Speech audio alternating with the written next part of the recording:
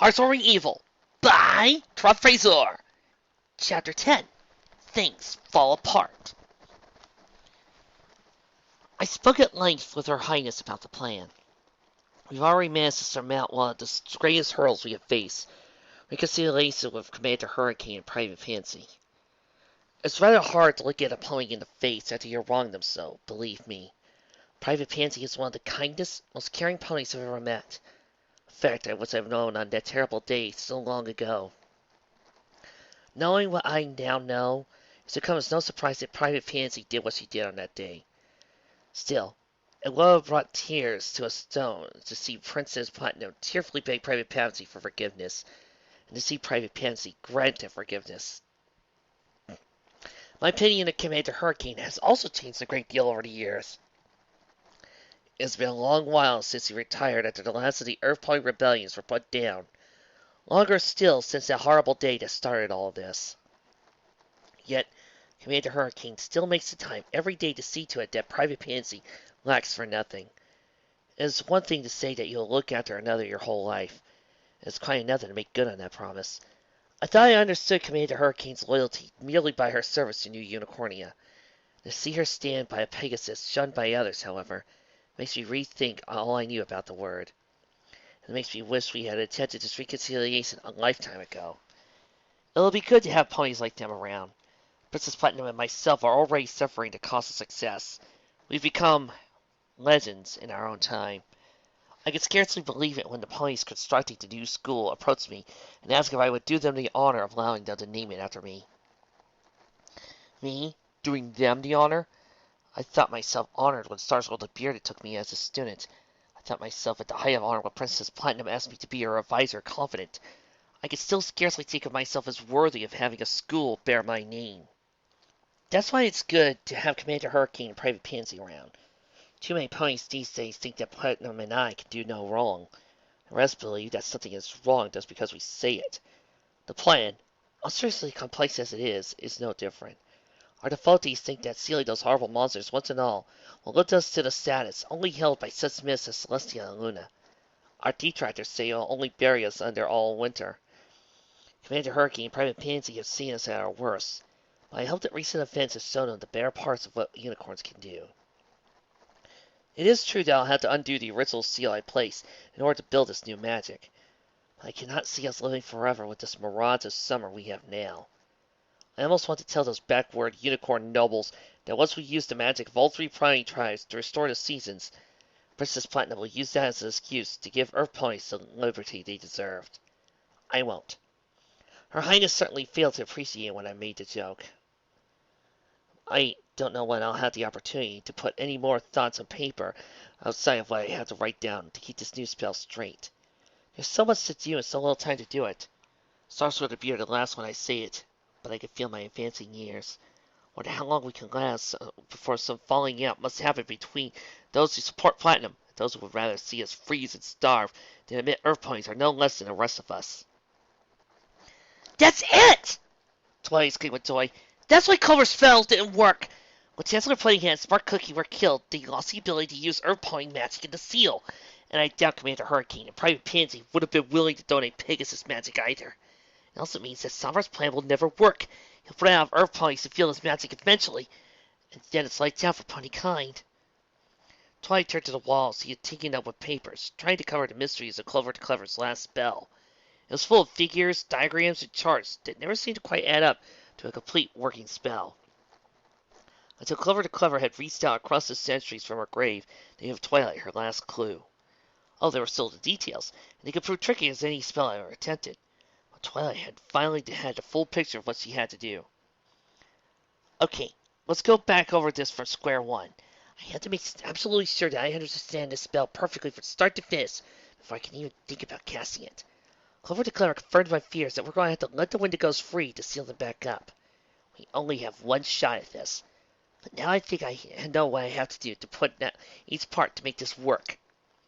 To most ponies, digging into a stack of complex spell work, nearly as tall as they were, will seem like punishment verging on torture. White Sparkle dove back into work with a smile on her face. Necromancy is a fearful business. It's a dangerous and unpredictable magic under the best of circumstances. and we'll hardly be going into the so-called best of circumstances. Yet I fear we have little choice. Clover the Clever insists that we need to use magic from all three tribes if we are to succeed. I can scarcely make sense of the mountain of spell works he put in front of me, so he's never steered me wrong before. Even when I've ignored her, I steered myself wrong. No, Platinum. How many times do you have to write this to yourself? Yes, you made a terrible mistake when you struck out Chancellor Puddinghead and Smart Cookie. But you have to soldier on if you're ever going to fix that mistake. Commander Hurricane and Private Pansy forgave you. In fact, it was easier than you've ever dreamed it could be. That's a good sign. Of course, you didn't kill Commander Hurricane and Private Pansy. It harnessed their life fancy to fuel a spell to hold back abominations. Let's hope their spirits haven't been consumed by anger and a desire for revenge. Clover tells me that there's no way to tell before we summon them from beyond the grave. So all I can do is hope. I'm also afraid what will happen to New Unicornia while Clover and myself are gone.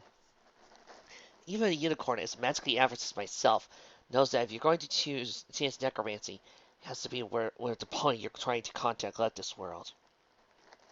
That means the four of us will be taking a very long trip to a place I dearly hoped never to see again. And in the past, I've been able to leave Clover the Clever here whenever I left the capital. I can hardly believe some ponies are campaigning to rename it Platinum City, and be sure that things would be well. However, I see no other choice for it to have any chance of success. Still, if the ponies I've wronged above all others can find in their ghostly hearts to forgive and aid us, I think Clover's spell can really work. And if it does, it'll be proof that all else that the three tribes are meant to work together as equals. I shall not write in this journal again in the country New Unicornia. For when we return it, I shall name it Equestria, a country for all ponies. And what if he did return? Verity sighed as he flipped through the rest of the blank pages to the back cover. Well, I suppose I have one hope upon you. I haven't been assassinated yet. So he rather coldly split Masquerade open, thanks to adrenaline. But once he got behind the closed door, Verity had been all sakes until falling asleep for nearly a whole day. Her only consolation in wasting so much time was that Twilight woken up 3 hours after her. Still, who knew how many Earth ponies Sombra had killed in that lost day? And who knew where the next would-be assassin lurked? No assassins had shown up for the past week that while Twilight labored to decipher Clover the Clever's last spell. But that was another week of Sombra exterminating Earth ponies without resistance. Perhaps fate, or the divine sisters, or whatever it is, simply waiting until I embark on the same quest as you, gives me the same end. I can see this amazes my own life now. Didn't kill a pair of Earth ponies, later came to regret it. But tried all the same to bring equality to the three tribes, and got assassinated for it, on the same offenses that claimed you. There. I'll just be an appendix to your biography. Before she could go any further, Verity's door burst open. She was already reaching for her axe in a panic, when she saw that Twilight was her intruder. Twilight, darling, whatever brings you here in such a rush? Verity looked past Twilight to see that she had dragged Rainbow Dash, Fluttershy, Applejack, and Piggy Pie along. Start packing your bags! Twilight quivered with eagerness. We have to go to the cave where it all happened if this is going to work. We? Verity questioned. Wait, you've got to figure it out. Not 100%. Twilight waved her hook to show what she thought of their so-called minor detail. But I'm confident I can get that last bit figured out in a way. And yes, all of us. It's going to take magic from all three pony tribes. That's why Clover the Clever could only put up a partial seal. I don't want to be a worm in your apple. Applejack shouldered her away next to Twilight. But I'm still not sure this is going to work. You two really want to help, I'll get it. But we're a long way from complete trust and harmony. Didn't you say that's what we need to make this work? Well, yes, Twilight admitted. I'm kind of hoping we pick that up on the way. It's going to be a long, hard trip up into the mountains. If we're going to make it, we're going to have to trust each other with our lives and work together as a team. Hopefully, if we get there, we'll come together enough to cast a spell. Besides, the alternative is fighting a long, bloody civil war to overthrow Sombra and restore Rarity to the throne. Even if win, he's going to kill off every Earth pony left in Platinum City. Not to mention the nobles loyal to him will be slaughtering their Earth ponies. And that's before we even get started on how many ponies will be killed in the war itself. Okay, I get the point. Applejack was doubtless thinking of her family back in Petland City. But you sure you don't want to wait while we get to know each other here? I'd love to, but I don't know if we have the time. So I said, it's the unity, to use the term a bit seriously, Between the three tribes that's keeping the Clover's original seal up. Once summer starts really killing out the Earth ponies, unicorns and Pegasi start killing each other in a civil war, that seal's gonna get mighty thin in a hurry. We're all gonna be the bestest of friends! A particular Twilight Sparkle suddenly found themselves wrapped up in a Pinkie Pie hug. These gardens are so lovely. Bonbon stopped to sniff a flower. Over the last week, spring had finally seemed to realize it was time for the mad dash of summer, fall, and the harvest would, hopefully, see them through the long winter. Many gardens and wide open spaces across Ponyville were a riot of greens, yellows, purples, blues, and all the colors life could bring forth. Bonbon, have you ever actually seen green stuff up close that's not food? Lyra asked. I can't believe this! Of course I've seen plants. Bonbon realized as he had to nip Lyra's building apocalyptic fit in the bud. There are parts of Dirtfield that no one's built on. Of course they aren't tinted at all, and usually aren't very safe because gangs and drug dealers take them over. But no, this is not my first time stopping to smell the roses. Besides, lots of Earth ponies in Dirtfield keep small gardens for food, and we'll just throw in a few flowers for looks. Oh. Lyra visibly deflated. Sorry, I just figured it was one more thing unicorns wouldn't let Earth ponies have. It's okay, Bonbon laughed. Really it is. Even if I don't mean it most of the time, it's nice to know that you're looking out for me. And there are plenty of beautiful places back at Dirtfield, as long as you know where to go, and when to go there, and not have to draw too much attention to yourself. I always wanted to take you, but you kinda came across as a unicorn, even under the cloak. It's the walk. You walk around like you own the place. No Earth pony would ever look so sure in themselves for fear of drawing the attention of guards. Lyra blinked a few times, before collapsing in a fit of laughter that drew looks from passers-by.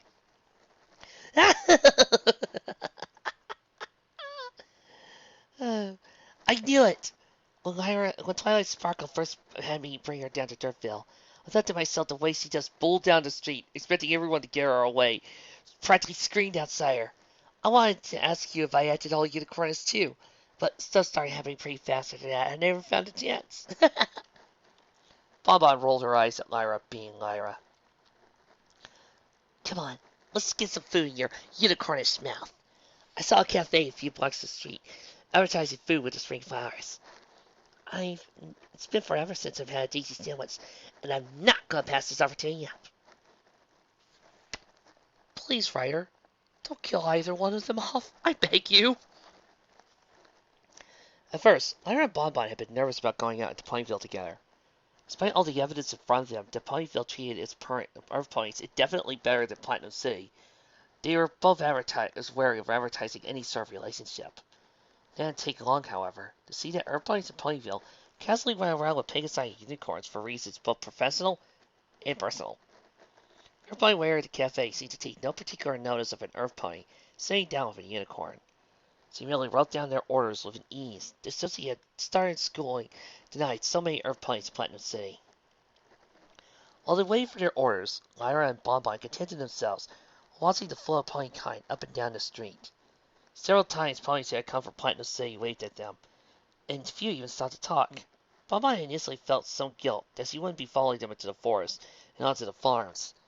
A poignant reminder that she had grown up in Platinum City, she didn't know the first thing about farming or wood chopping silenced her vocal complaints. Bonbon had also, much to her embarrassment, become something of a leader among the newly arrived Earth ponies. The refugee Earth ponies would have run up statues of Rarity and Twilight Sparkle for getting up out of Platinum City if they had the opportunity, but those two were off in the castle planning, whatever it was they were planning. They left Lyra and Bonbon as the ponies the new arrivals could bring their problems to. I'm surprised neither Lyra or Bonbon did the Earth ponies chose Bonbon at the great majority of the time. This place is great, Lyra said in a mouthful of hayseed. I'd move here if I could. Bonbon paused with a Daisy sandwich halfway into her mouth as a thought struck her. Why not? Why don't we move here? I mean, if we never manage to get back into Platinum City, we'll kind of be here by default. But even if we can go back to Platinum City, why shouldn't we just pack up what we can and come back here? Do you really think we can? Lyra asked. I mean, we're talking about picking up everything here. All of my customers are back in Platinum City, and so are yours. Definitely, Bonbon said. Even Twilight Sparkle's plan works perfectly. and Rarity shouts from the piles that Earth ponies are equal to Pegasi and unicorns, it won't change much. We'll still be poor and lower, and most of the Pegasi and unicorns in Platinum City will keep right on hanging us. Guards might not arrest us if you wanted to take a stroll around the palace gardens together, but I doubt they do so much as a lynch mob if they decide to do the job for them. It'll be tough, but I want to live somewhere where I won't be afraid that a bunch of angry ponies will set our house on fire just because we're there. We're going to have to find a house first, and it might not be the easiest thing in the world with 300 other ponies looking. Adventure one of our move, Bonbon smiled. I feel kind of bad, though. We're getting all pumped about moving here, so no one will care about us. And all it took was a genocidal maniac plunging New Unicornia into a civil war. Hey, Lyra grabbed one of her hosts. Sombra would have done all his crazy stuff regardless of what we did. We got 300 Earth ponies and you out of Platinum City beyond his reach. I want Twilight Sparkle's plan to work yesterday, so Sombra can't kill any more Earth ponies. But none of us can do anything about that. So I think the best thing we do is be ourselves. After all, Twilight Sparkle said that Sombra thought ponies like us were the biggest threat to everything he wants to build. Pretty hard to think of myself as important. Bonbon laid a few bits for their lunch as he started walking down the street again. Don't say that! Lyra dove in front of her with a surprisingly serious look on her face. You're important to a lot of ponies. You're the most important pony I have. Sombra would be quaking in his horseshoes whenever he thinks of you. Hey, look at that. Bonbon put in a hoof in an effort to hide just how flustered Lyra had gotten her. What's a big place like that doing in an abandoned small town like this? Indeed, a large oak tree was sitting in the spot of the cleared out ground.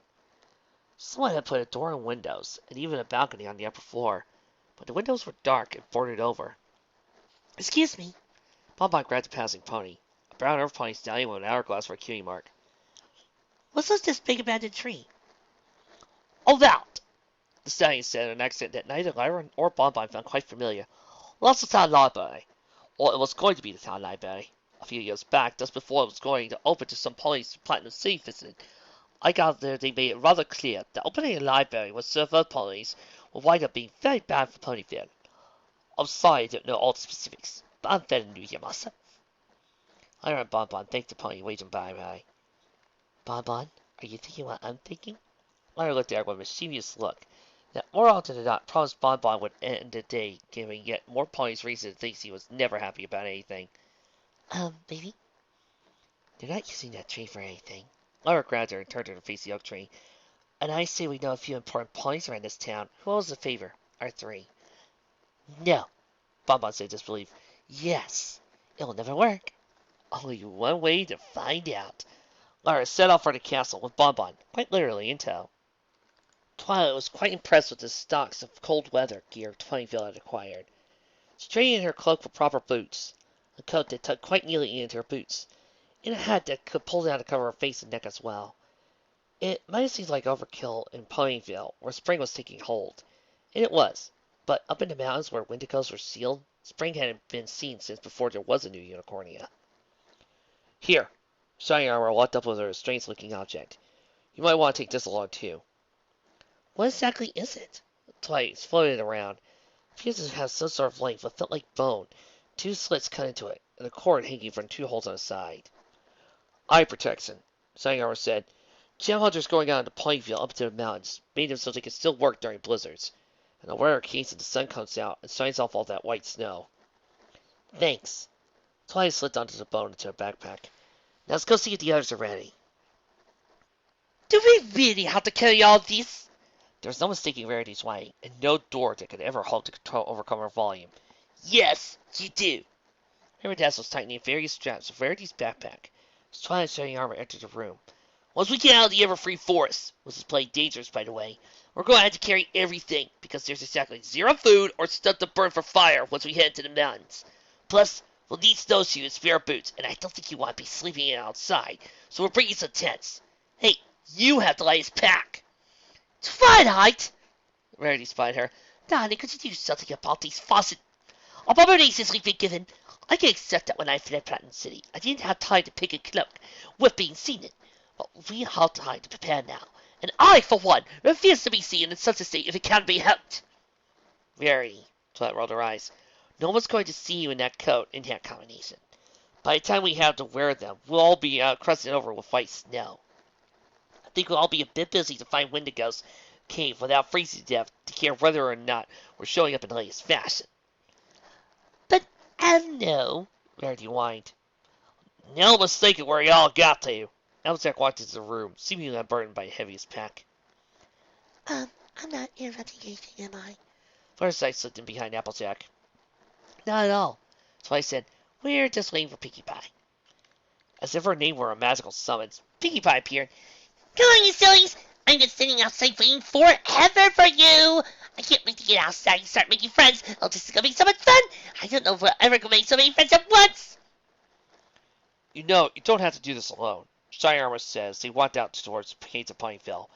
I can spare plenty of ponies to help you get through the Everfree Forest and look for this place.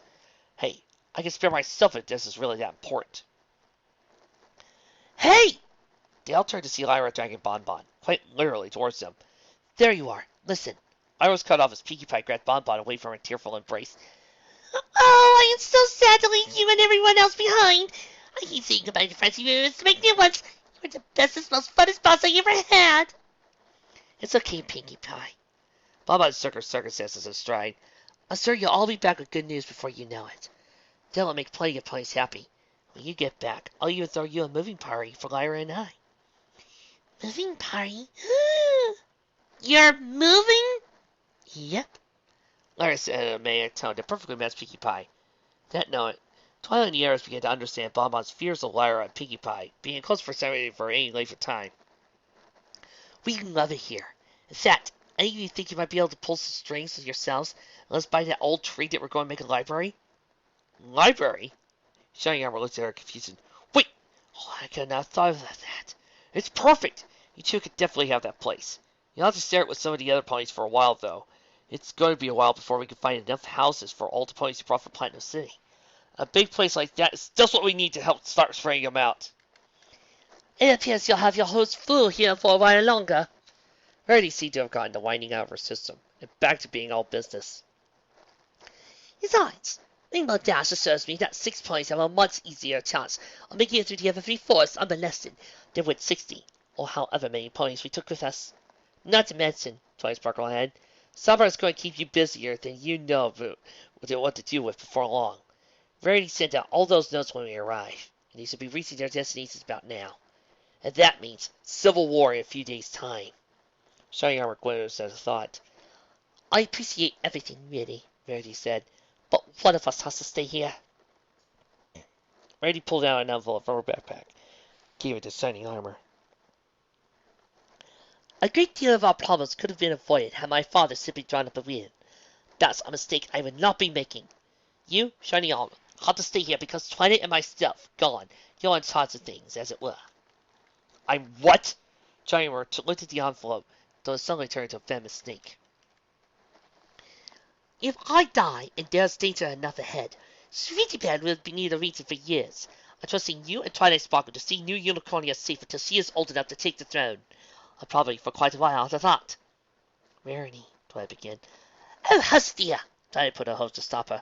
I have no plans of dying anytime soon. No more than you do. But like I said, our problems would be far less had Father made it clear I was supposed to take over for him. Making it clear that Shiny Armor was in charge, while also ensured that the ponies who rally to our cause will fight under one banner. I have high hopes that this battle will end our problems. But it's just simply a civil war. I clearly intend to win it. How long is it going to take? It's probably going to take maybe 2.5 weeks to get across the Everfree Forest. Rainbow dashed into her backpack. It's not that kind of far, but we'll probably lose a lot of time hiding for the creatures in there. Once we get into the mountains, it all depends on how fast we find that cave. Even if it's not far, it could still take days. I was talking to some gem miners, and they say it's blowing snow now, and freezing cold, and you better try and keep it by. You might as well go 100 meters in an hour. It shouldn't take that long once we're out of the Everfree Forest, Twilight said. Both Princess Platinum and Clover the Clever left maps to where they sealed the Wendigos. Things are probably going to sit in more than 100,000 years, and the weather won't be any help. But we'll know the general area to look in. One more thing. Twilight gave a piece of folded paper to her brother. When I escaped Platinum City, I hid Sleep Bell. I wrote down where on that sheet of paper. If Verity and I don't make it back, it's going to be up to you to get her out of Planet City. Sayara sighed. Anything else you need me to take care of while you're gone? Win the war, save the princess. Sonaya's ghost wait for you when you come back. Even Sayara couldn't glare at Finky Vi's enthusiastic nod. You don't necessarily have to do it yourself, Toy said. I'll let all my notes about clever spell in my room. If we fail, you can always get another group of ponies to learn from whatever we did wrong and try again. You don't have to get ponies to move into the library, Bonbon pointed out. Sir Lyra and I can take care of that. It's one less thing you have to worry about. Why can't you take these two and actually be helpful? Twice story our brother's humor. One last thing, sighed Princess Platinum. Princess Platinum intended to rename New Unicornia has he not been assassinated on her own quest to steal the Windigos. I suppose it falls to me to carry out her last wish in that case. Princess Platinum wanted this land to be called Equestria. She wanted to be a land of all ponies. By all ponies, for all ponies. Such a quaint little town, she reflected. She almost felt bad she was going to let Ponyville to the torch and kill every pony on the walls. Wait, no she didn't. She looked forward to seeing those sub-pony earth ponies scream their last torment, the way another pony might look forward to flying music. She'd almost be as glad to see the unicorn and Pegasus traders die well. Maybe she spared a few of them to drag back to Platinum City in chains to face King Somber's justice. Rest up! She turned to rest her hoof on the back of Pan ponies. Each and every one of them would hardly need the order to start spreading mayhem and killing our ponies. We attack at sundown.